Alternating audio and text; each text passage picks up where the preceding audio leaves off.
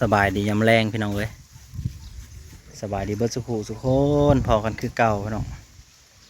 ยามแรงๆเนาะใช่ละบัวใหญ่หัวดาวนะครับวะ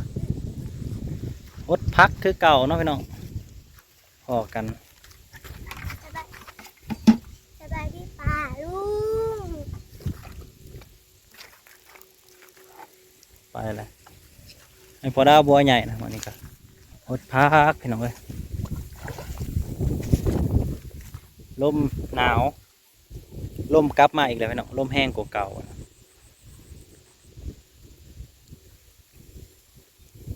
ลมแห้งกว่าเก่า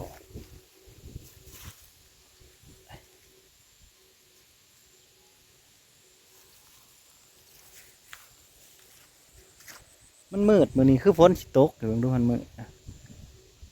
เห็นบ่เห็นบ่นะคือฝนสิตกมืดแบบคือพายุเขาอะนะพี่น้อง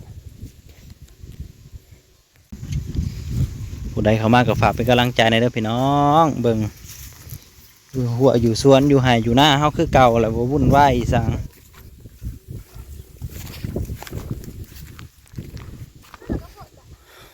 ฟังเสียงเสือโนวาวไปนำพูนปล่อยอยู่เทิงลอยลองอยู่พุ่นละเอาสองห้อง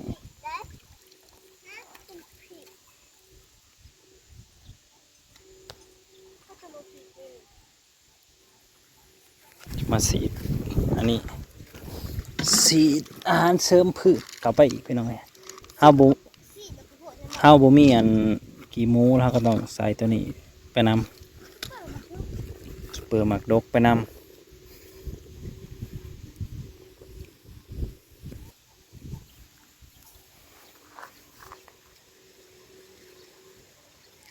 ซอยก้านพี่น้องเลยหดซอยกันหดแต่ว่าหน่อยกับหญ้ากับแม่กับผู้เห็นบ่นักโทรศัพท์เขามันห่างเกินมันซูมบ่ได้พี่น้องมันบ่เห็นดอกเดี๋ยวผู้ใดผู้ท่านว่าน้อยเห็นบ่งอมอยู่ผู้เราหาเขียดหากบน้ำแม่กับแม่หญ้าเพิ่นอยู่ทงพุ่นละ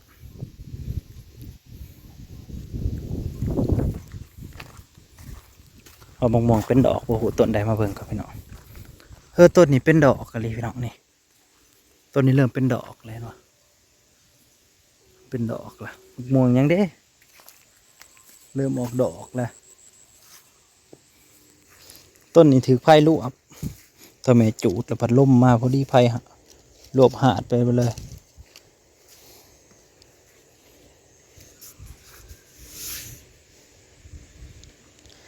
สีจ้าก่อนพี่น้องสีด้านนั้นก่อนมันงามไวหมดเวลาให้อาหารปลาแล้วพี่น้องมาแล้วปลาเข้ามาแล้วพี่น้องมาแล้วเบิ้งมาบ่มาแล้วพี่น้องมาแล้วมาแล้ว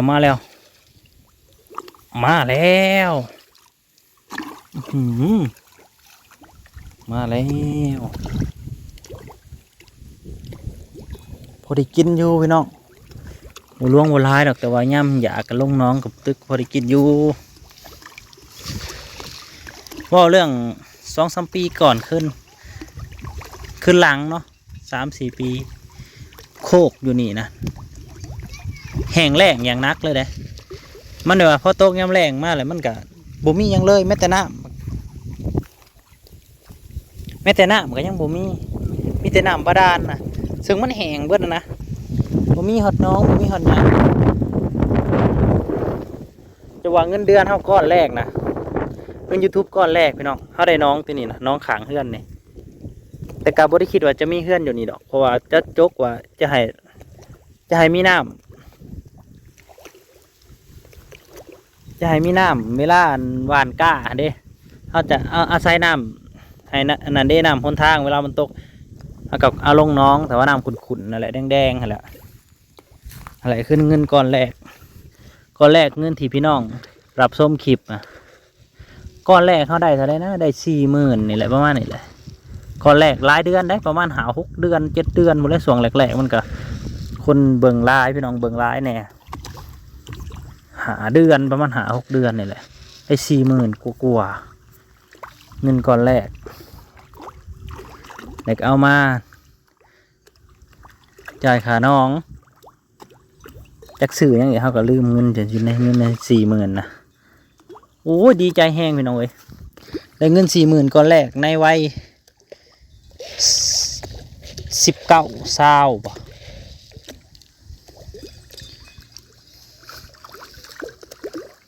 ประมาณแทนนี่แหละพี่น้อง19-20-21นี่แหละประมาณ21 ปีนี่แหละเงินก่อนแรก40,000ถือว่าโอ้ยดีใจแห้งบ่คิดว่าจะคล้องสิเฮ็ดได้ดีเงินก่อน40,000นะจนมือสั่นพี่น้องเลยจับ40,000นะ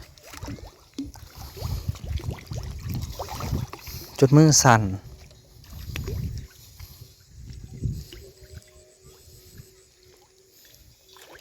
ว่าเริ่มมากก็ได้จับมาเรื่อยๆเก็บออมโฮมมาก็ให้ในชีวิตเท่าดีขึ้นเรื่อยๆเห็นไหมเนาะแต่ว่าการเวลามันหมุนไปกับเหตุให้คนที่เคยอยู่น้ำอะไรเนาะคือพ่อก็ได้จากไป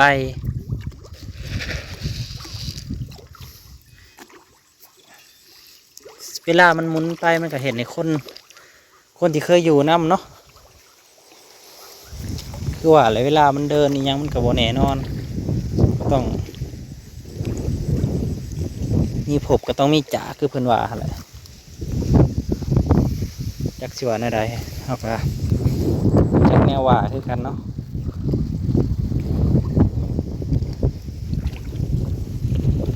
เป็ดเป็นไรก็ขอบคุณพี่น้องเบิร์ดทุกคนนั่นแหละที่ว่ามีเรื่องมียังที่นักหนาสาหัสแต่ว่าพี่น้องก็ซอยกันเข้ามาจนมันผ่านวิทย์ไปได้เนาะ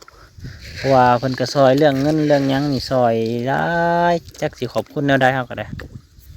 เพิ่นซอยลายจนวิทย์จนว่างไปหั่นแหละ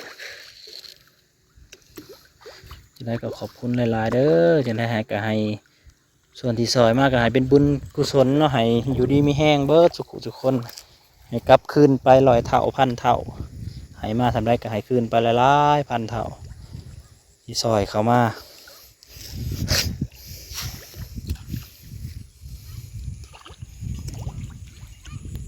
ตัวน้องตัวนี้นะมาขุดตอนธันวาหน่อยเกิดได้นี่น้องตัวนี้นะได้2 ปีแล้วธันวาหน่อยเกิดพอดีแล้วก็ทางนี้ก็โทรขึ้นไปว่าเขาจะมาจกน้องเอาหินไปใส่ทางว่าสันก็เลยไปเผาก็บ่ได้มาเบิ่งอย่างนั้นดอกน้องนี่นั่นจกราคาถูกเพราะว่าเอาหินไปใส่ทางแล้วก็เขาก็เอาไปถมเหมือนบอนเขาจะปลูกเขื่อนนี่เด้เสียบ่ฮอด10,000จำได้น้องอันหนึ่งแต่ว่าตอนนี้ก็ว่าจะเฮ็ดแท่งน้ำเขาเฮ็ดแท่งน้ำจักจะได้ถมดินหรือบ่นี่ดินเดี๋ยวว่าจะถมให้มันกว้างๆนี่ถ้าเฮ็ดแท่งน้ำกับตัวสิถมดินหรือว่าสิขยายน้องนี่ก็อาจจะยุดไปก่อนเอาแท่งน้ำก่อนเพราะว่าน้ำบ่อนที่ล่างถั่วอยู่ในครัวใหม่เฮานี่มันใส่กับใดบ่ได้เพราะว่ามันน้ำได้มันน้ำแห้งดันเกินไปอันเด้แบบบ่ได้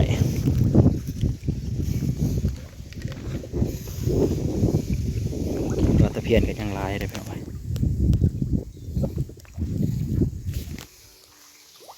กะหล่ำปีเท่าไรเนี่ยเดี๋ยวสิจ่ายเด้อสมมติเราจะสิจ่ายเด้อขอบใจแล้วจ่ายน้ำแม่ดอกเงินสิ่งพาคุณซื้อกะหล่ำปีอยู่น้องเลยแม่ฮะก็มาหอดบ่จะมาเห็นอย่างแรกกะหล่ำปีนี่ได้ลูกกันลูกสาวเซียนเบ็ดนั่นแหละ2 คนเนี่ยหมู่กันน้องเนยแหละอายุสำกันน้องวันสำกันกับน้องเนยแหละพาเป็นซื้อกะหล่ำปีจะมาขัดเดี๋ยวสมพักเดี๋ยวปูเมื่อไหร่เดี๋ยวปูเอากะหล่ำมาส่งทำหน้าได้จักโตกบนะมาว่าไอ้พังดูได้จักโตไอ้กบจักโตฮะห้าเชื่อใจบ่ปูงาปลาบ่ มืออื่นจะขึ้นเมื่อหาเอื้อยมันคำแล้วกับเมื่อแต่ว่ามันห้ามขึ้นเลยได้หมดก็เห็นไปโรงเรียน เด้อเออ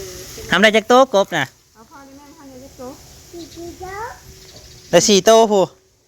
คือหมานแท้ 42 ลุง มานี่เนาะ มาหาเสียงยังลูกเสียงยังเสียงรถใหญ่เด้นน่ะเสียงรถใหญ่เป๊ะเด็กบ่ไ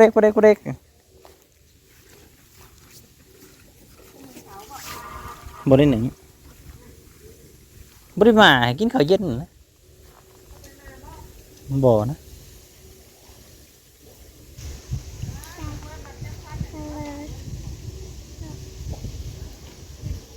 รถใหญ่รถแกดินนะครับบ่เห็นดอกมันอยู่ไกล